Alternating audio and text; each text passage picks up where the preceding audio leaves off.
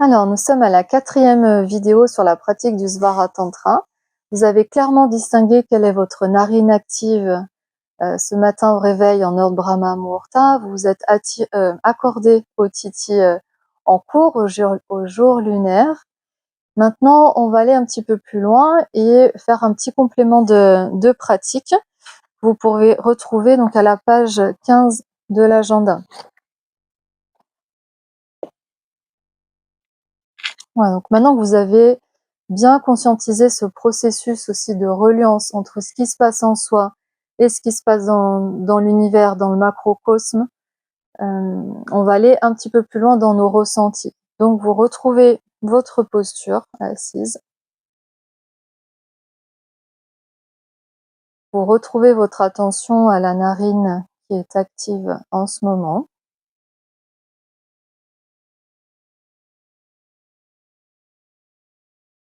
Vous ressentez l'air frais qui rentre à l'inspiration, l'air chaud qui ressort.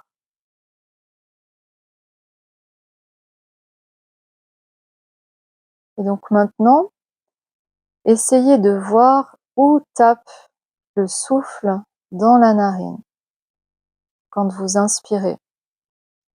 Est-ce qu'il tape plutôt sur la partie basse de la narine ou sur la partie haute?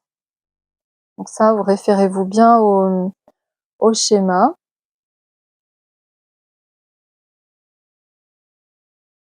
Et si vous le sentez en bas, est-ce que c'est sur le côté externe, le côté interne? Pareil en haut. Il tape en haut, ok. Est-ce qu'il tape plutôt sur le côté gauche, donc le côté externe, ou sur le côté interne de la narine? Et peut-être tout en haut de la narine, au niveau de la pointe de cette narine.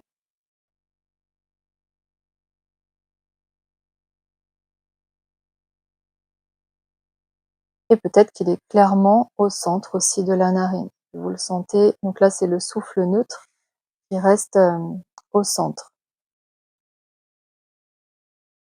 Donc observez, c'est assez fin comme perception. Est-ce qu'il tape en bas?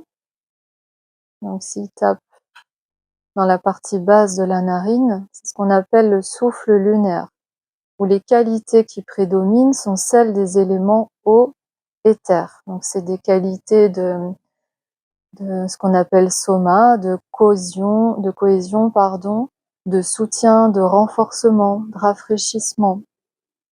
Voilà. Et sur la partie haute de la narine, c'est le souffle solaire qui, lui, est prédominé par les qualités des éléments air et feu. Donc c'est plus une force d'extraction qui assèche, une chaleur pénétrante. Voilà. Donc là, je vous invite vraiment à observer où tape ce souffle, ce svara qui rentre à l'inspiration.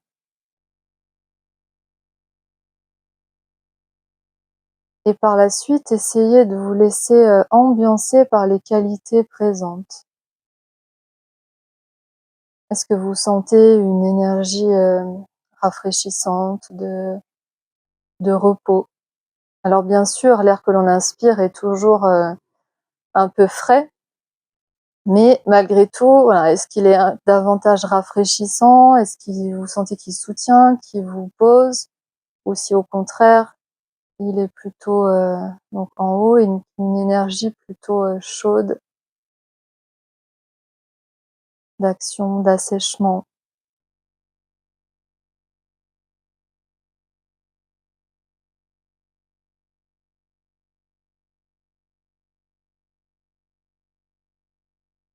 Et vous vous laissez vraiment imprégner par ces qualités, aussi bien dans la narine, mais dans tout votre corps.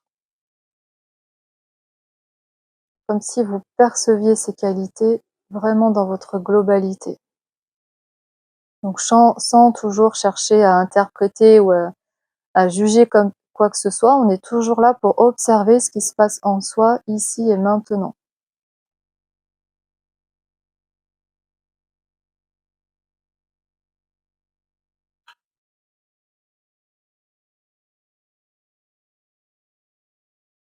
C'est assez là, c'est un petit peu plus fin comme perception, donc vous inquiétez pas si vous ressentez pas tout de suite. C'est aussi avec le temps, hein, avec Kala et le fil de la pratique. Donc tous les matins, faites cet exercice et puis peut-être qu'à un moment, vous ressentirez plus. D'ailleurs, dans les prochaines vidéos, nous allons voir les pratiques de nettoyage du nez aussi, que ce soit Jalaneti ou Garshananeti qui sont indiquées en page 16. Et là, on va voir que en plus de rendre libres d'obstruction nos canaux principaux, donc Ida et Pingala, et les libérer de mucus éventuels, on va en même temps rendre nos muqueuses plus sensibles et on va affiner nos perceptions aussi de notre souffle. Donc il y a plusieurs intérêts à ces pratiques de nettoyage et on verra aussi les conditions. Voilà. Belle pratique.